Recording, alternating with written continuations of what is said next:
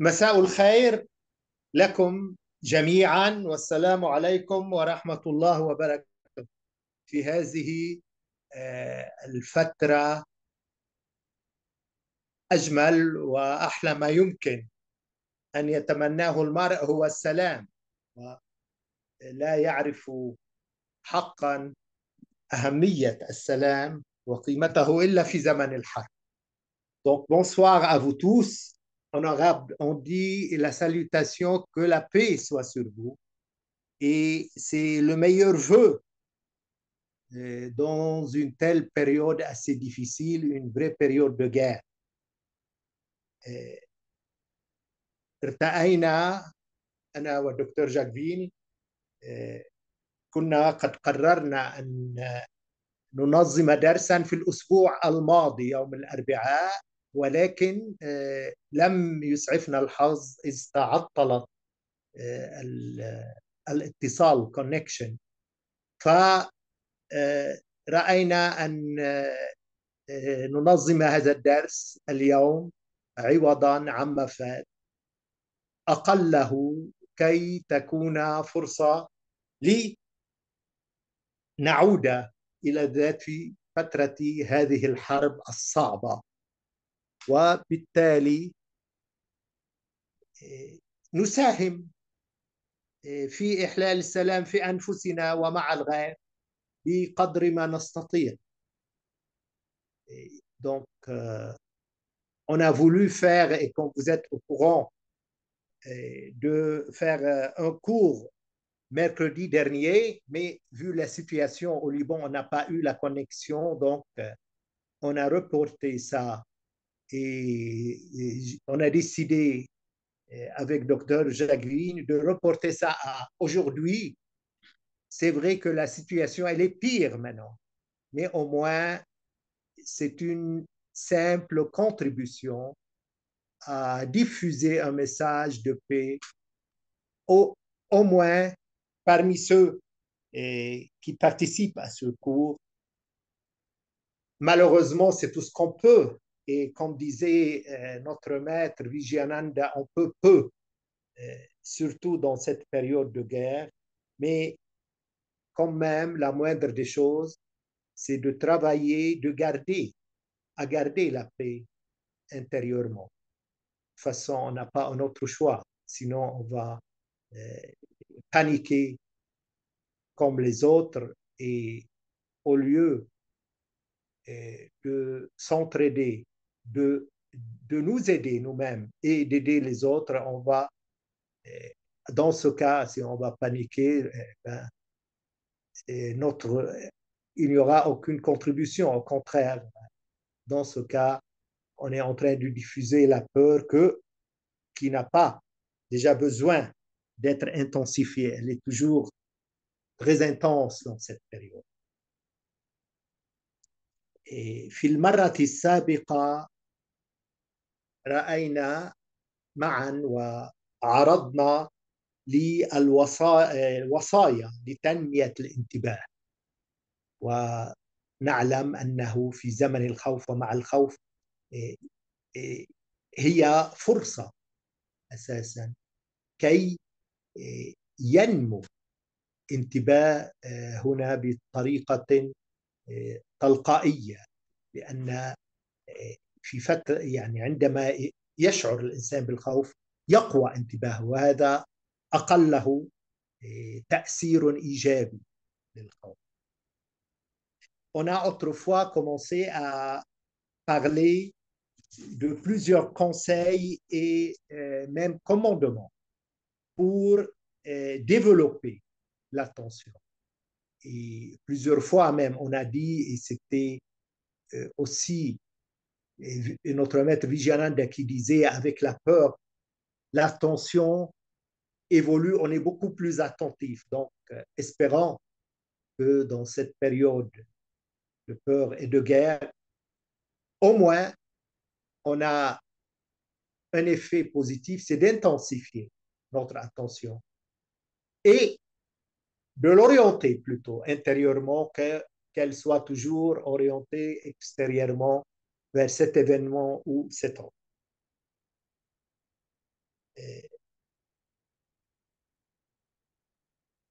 يعني عدد من الذين استمعوا في المرة السابقة أبدوا اهتمامهم بما قلناه عن تنمية الانتباه، وطلبوا مني أن أتوسع وأعيد بعض الأفكار. لذا أعدت تجميع هذه النصائح وسميتها كما فعلنا في السابق، مثلا وصايا الصوفية العشر. أيضا سميتها الوصايا العشر لتنمية الانتباه. بعضها ذكرناه في المرة السابقة، والبعض الآخر سيذكر للمرة الأولى. ما ذكرناه في المرة السابقة سنمر سريعا عليه، ونتوسع ونتبسط فيما سيذكر للمرة الأولى. Donc, plusieurs personnes m'ont écrit et m'ont parlé autrefois quand on a parlé des conseils pour développer l'attention. Ils m'ont demandé d'expliquer encore plus et de reprendre quelques conseils que j'ai déjà expliqués, j'ai déjà nommé. Et donc, j'ai refait un travail de fond sur cet exposé de la dernière fois en reprenant les anciens conseils. Je vais les citer brièvement et en parler brièvement. Et les nouveaux, en parler plus et avec plus de précision et plus de détails. Et comme ça a été bien accueilli autrefois quand on a parlé des 10 commandements soufis, j'ai groupé ces conseils encore en 10 commandements pour développer l'attention. Comme ça sera bien, disons, retenu. 1, 2, 3, 4 et bien structuré. Donc, ça permettra aux gens de cogiter un peu plus et profondément dans ces concepts. إذا كما قلت سنبدأ ببعض ما قلناه في المرة السابقة، نمر عليه بسرعة ونتبسط في الحديث عن الوصايا التي لم نتناولها في المرة السابقة. الوصية الأولى قلنا في المرة السابقة أبطئ، أي كل ما تفعله يوميا بطريقة عادية في حياتك اليومية افعله بوتيرة أبطأ. وهنا استشهدنا بالمعلم البوذي تيش نات هانه الذي يقول أن التأمل هو عيادة التبطئة. الحياة التأملية لفي مديتاتيف هي أن نبطئ الأمور. نحن تعودنا في حياتنا اليومية العادية أن نسرع، وكما يقال عن هذا الزمن أنه عصر السرعة. ومن فرط ما نسرع ونسرع الأمور نهيج الجهاز السمتاوي أو ما يسمى الجهاز الودي الذي هو في جهازنا العصبي، وبالتالي نسرع كل شيء نغفل عن أهمية الاسترخاء. إذا التبطئة تساعد على الاسترخاء، تساعد على الهدوء، في حين أن تسريع الأمور يزيد من هيجان الفكر. Donc, le premier commandement, ralentissez. On en a parlé autrefois, et je reprends brièvement, vu l'importance de ce commandement. Tout ce que tu fais dans ta journée normale, fais-le plus lentement. C'est très simple. Et c'est le conseil et le commandement d'un grand maître bouddhiste contemporain, Thich Nhat Hanh, qui disait que la méditation, la vie méditative, est une clinique de la lenteur, à l'encontre exactement de notre temps qu'on appelle, c'est l'époque de la vitesse d'aller rapidement, de la rapidité, eh bien, avec tout, disons, ce slogan de rapidité, on est en train d'agiter l'esprit et avec cette rapidité, l'esprit devient plus perturbé. Donc, tout ce qu'on fait, qu'on ait cette intention et qu'on fasse cet effort de le faire un peu plus lentement. On mange un peu plus lentement, on marche un peu plus lentement, on parle aussi un peu plus lentement, tellement on est habitué actuellement à parler vite. Et tout ça, comme j'ai dit, cette vitesse, cette rapidité augmente et excite l'agitation de l'esprit. النصيحة أو الوصية الثانية تكلم أقل parlez moins وكما سبق وذكرنا ونعيد المثل العربي المتداول إذا كان الكلام من فضة فالسكوت هو من ذهب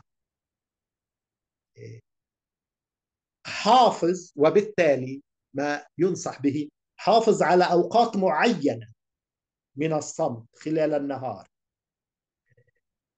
في الليل مثلا أعطينا مثلا الصمت الكبير le grand silence في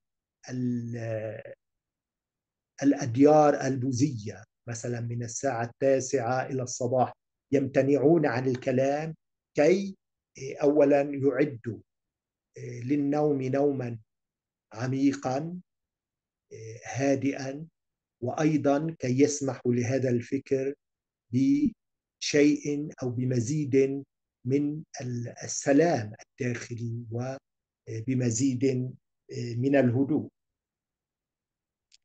وأيضا نصيحة في هذا الإطار وتنبيه أن التليفون متعب جدا لا سيما مع زمن التليفونات الذكية وكم نقع ضحيتها في هذه الأيام وكم من أناس قتلوا منذ أسبوع بسبب التليفونات الذكية وأنواع وأنماط هذه التليفونات.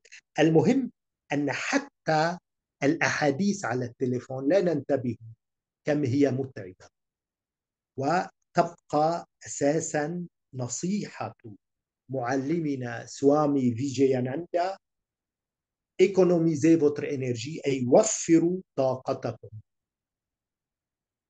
الكلام الأحاديث وكثرة الأحاديث تهدر الكثير من الطاقة وفي الحياة الروحية عندما سئل سوامي فيجياناندا ماذا نفعل كي ننمو ونتطور في حياتنا الروحية كان جوابه وفروا طاقتكم أي لا تنفقوا وتهدروا هذه الطاقة يمينا وشمالا وبصورة عبثية ودون فائدة. Donc, le deuxième commandement, parlez moins. Parlez moins. Il y a un genre retour. لا C'est quoi donc? Parlez moins. C'est dû à quoi ce retour? c'est Jacques qui a ouvert son micro à un moment Ah, et puis bon, je l'ai arrêté. ok. Bah, il faut faire attention toujours les gens qui Ouais, arrivent. oui, oui, oui, je fais sont- attention. Hmm, Ouais, ouais. merci. Merci. Donc, deuxième conseil, parlez moins. Et là, c'est vraiment difficile, comme j'ai dit autrefois, de faire comprendre ça, surtout en français. C'est un peuple qui aime tchatcher, qui aime toujours bavarder. Et là, je reprends un conseil de notre maître Swami Vijayananda quand on lui a posé, moi-même aussi, je lui ai posé souvent la question, et que peut-on faire pour évoluer et pour contribuer à déjà un cheminement d'évolution spirituelle? Et c'était très simple, sa réponse.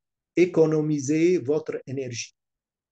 Eh bien, l'un des meilleurs moyens d'économiser l'énergie, c'est de parler moins. Et On a parlé autrefois que, par exemple, le téléphone, si on est à l'époque maintenant des téléphones euh, intelligents, disons smartphones, et combien de gens sont martyrisés à cause de ces. On a vu il y a une semaine 4000 personnes à cause de ces téléphones, disons ces smartphones. Combien il y a d'énergie qui est gaspillée rien que en passant du temps à téléphoner ici et là et on passe toute une journée. Et comme j'ai dit autrefois, il y a des statistiques qui prouvent que vraiment l'homme actuel, la personne humaine actuelle gaspille beaucoup de temps, entre 3 et 5 heures par jour au bout de fil. Et c'est énorme et c'est très fatigant sans qu'on se rende compte.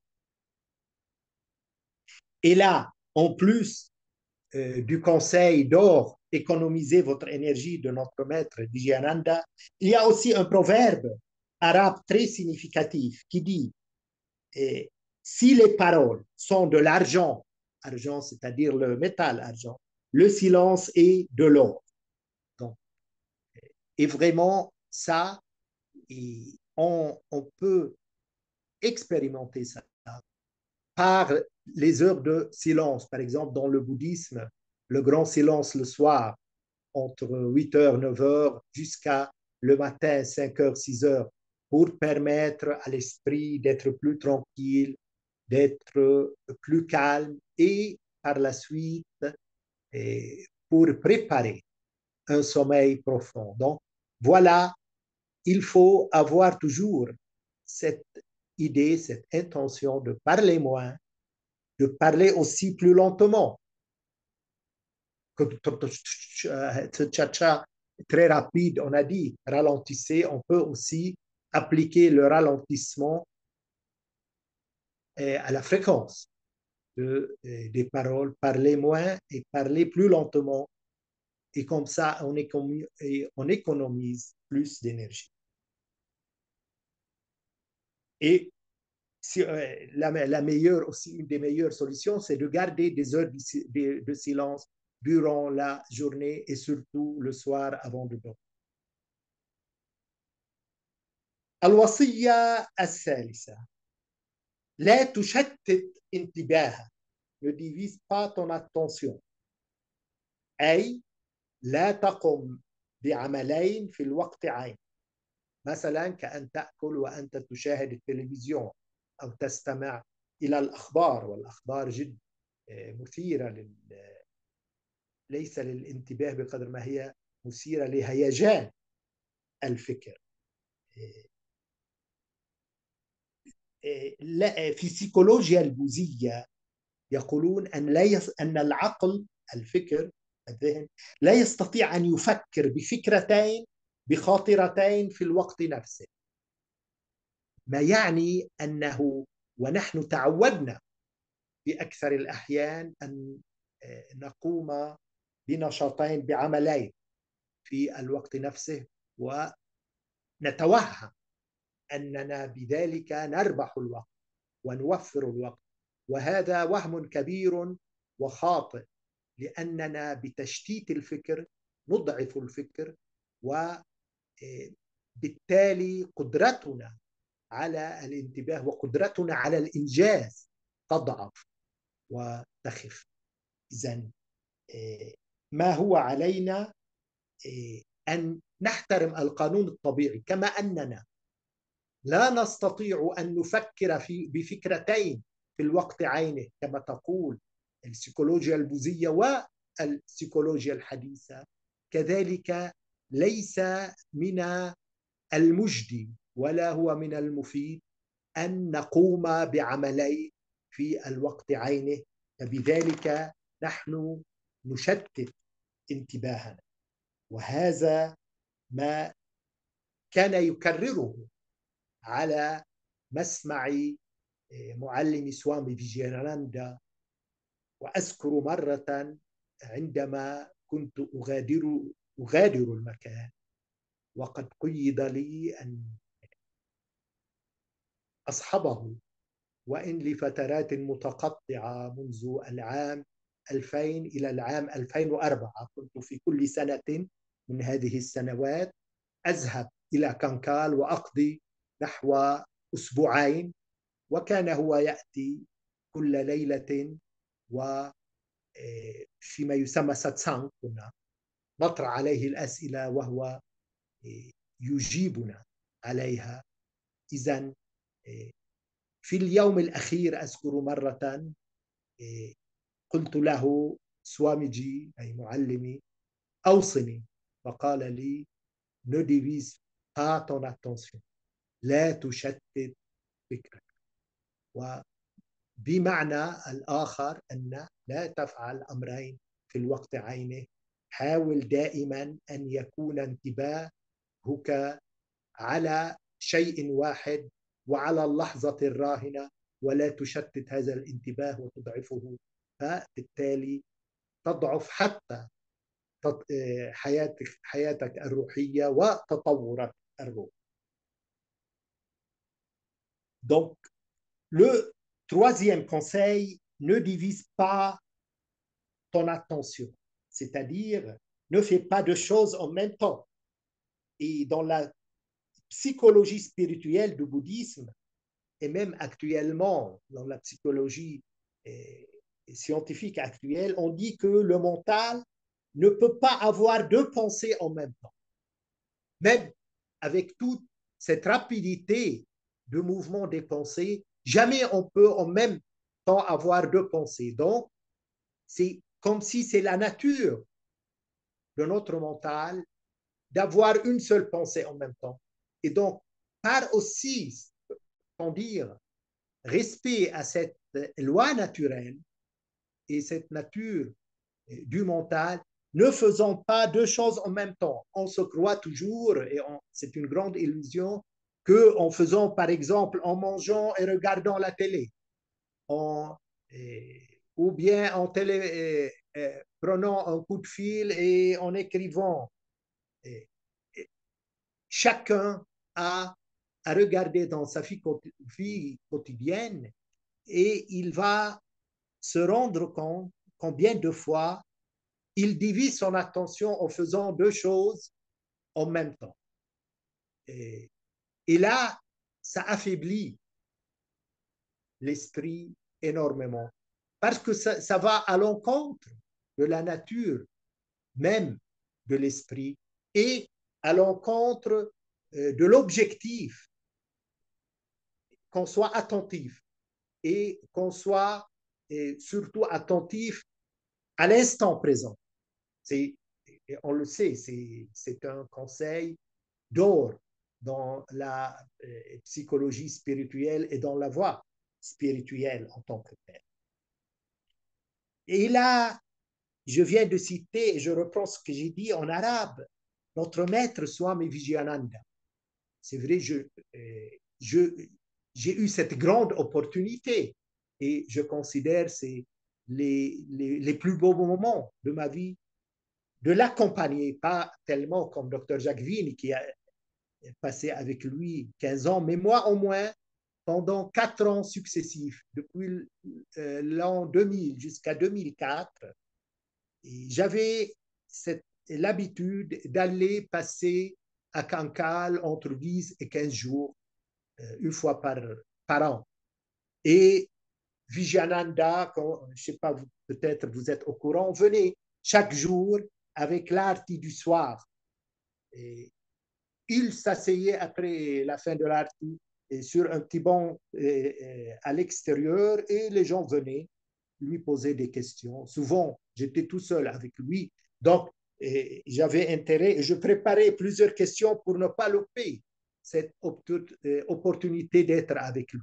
Bref, je ne veux pas, peut-être on pourra aussi toujours en parler, mais moi, j'évoque ça pour dire, un jour, toujours, j'essayais soit le soir, soit quelquefois, j'allais avant de partir, parce que la plupart des fois, je partais vers midi, donc pour lui dire au revoir. Et je lui ai posé un jour, avant de partir, la question, soit midi, quel est votre dernier conseil avant que je parte? Et il m'a dit tout simplement, ne divise pas ton attention. Donc, un conseil d'or.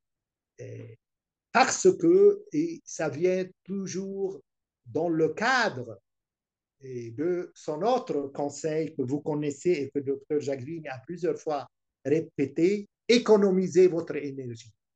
Un des meilleures manières d'économiser l'énergie, c'est de ne pas diviser l'attention.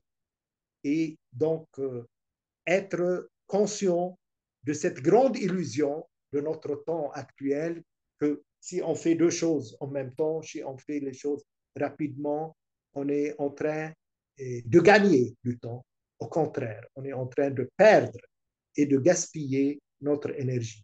Donc, ce conseil si simple et assez profond, en partant et avant de partir, il m'a dit, ne divise pas ton attention, c'est-à-dire tâche dans ta vie de ne pas faire deux choses en même temps, d'avoir toujours l'attention focalisée sur une seule chose et en faisant une seule chose en même temps, c'est la nature même de notre esprit qui ne peut pas penser penser à deux idées en même temps.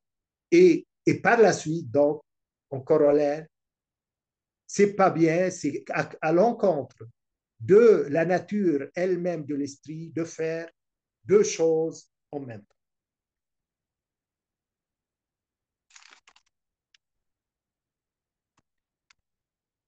الوصية الرابعة: ركز على تنفسك خلال نشاطك اليومي.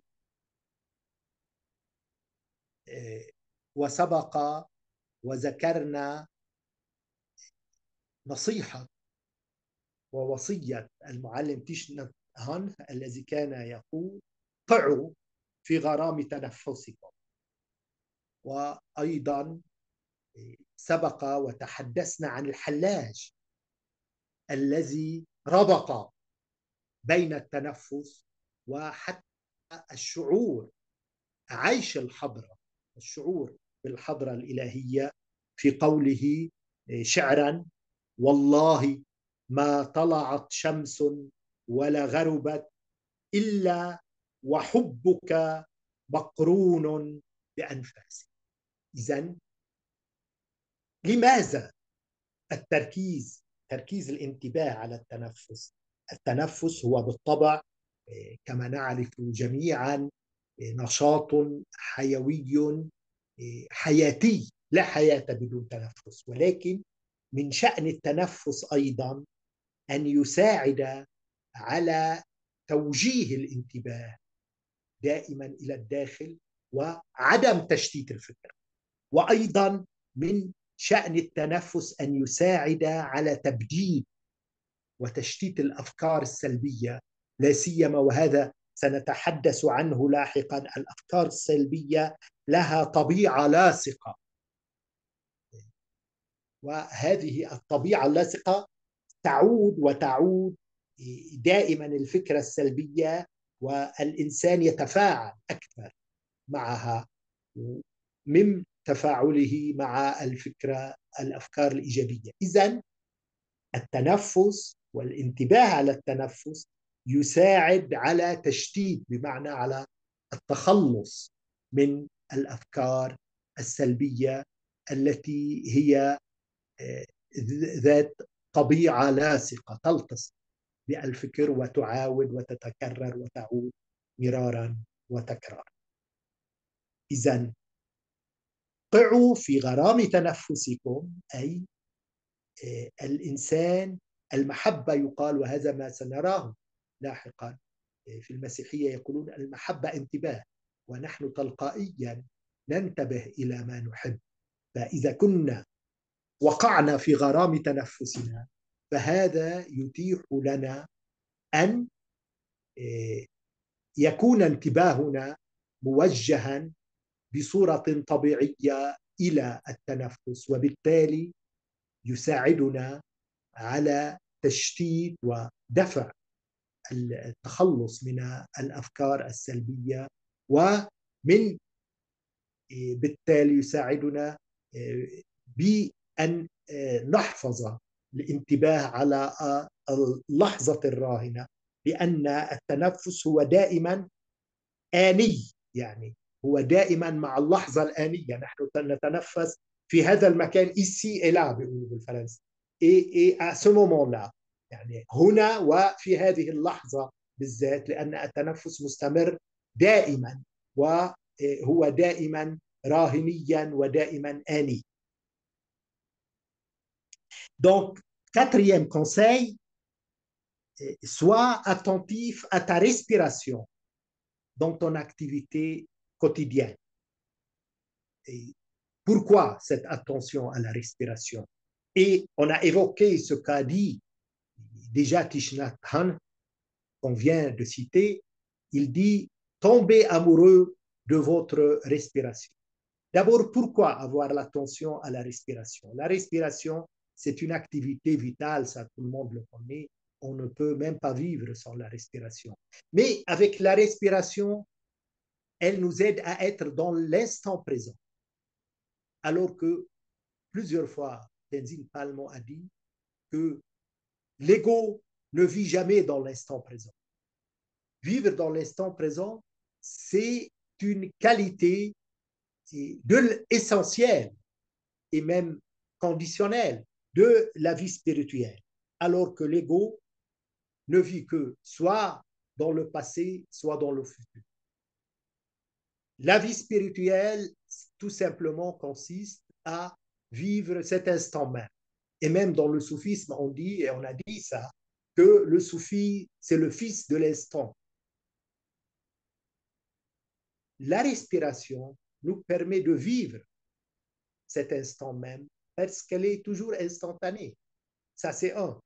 Deux, et la respiration aussi a cette qualité, ce pouvoir de redresser surtout les pensées négatives. On va en parler une prochaine fois. Mais déjà, Tenzin Palmo a toujours parlé de cet esprit qui se raccroche. Le Bouddha lui-même a dit que la souffrance vient et provient d'un esprit qui s'accroche à des choses. Et plutôt, les pensées négatives ont cette, disons, propriété de s'accrocher. La respiration, elle nous aide à dissiper, à se sauver en quelque sorte, renvoyer ces pensées négatives qui ont cette propriété de s'accrocher à l'esprit et elles reviennent, elles sont toujours récurrentes, elles n'arrivent pas de revenir tellement elles sont en quelque sorte assez pesantes, elles sont collantes. Et Tenzin Palmo parle d'un esprit téflant, c'est-à-dire qui ne colle pas. Pour arriver à un esprit qui ne colle pas, comme on a dit, le Bouddha dit, la souffrance provient d'un esprit qui s'accroche. Pour arriver à un esprit, ou pour se sauver, disons, pour renvoyer les idées et les pensées négatives qui sont de nature, qui ont cette nature de s'accrocher, la respiration apporte une grande aide. Elle nous permet de vivre l'instant même, elle nous permet aussi de chasser naturellement, sans effort, les idées et les pensées négatives. On a donc d'abord cité Thich Nhat Hanh qui dit tombez amoureux de votre respiration. Et là, dans le christianisme, on dit l'amour est une attention. On fait attention sans effort et naturellement et spontanément à tout ce qu'on aime, à tous les gens qu'on aime. Ben, vous n'avez qu'à voir les deux amoureux, comment ils pensent toujours chacun à l'autre et comment et combien il est attentif chacun à l'autre. Donc, tomber amoureux de votre respiration, là, c'est plus on a cet amour à la respiration et plus on est attentif à cette respiration. Et cette attention, elle est de plus en plus, en quelque sorte, spontanée, sans effort.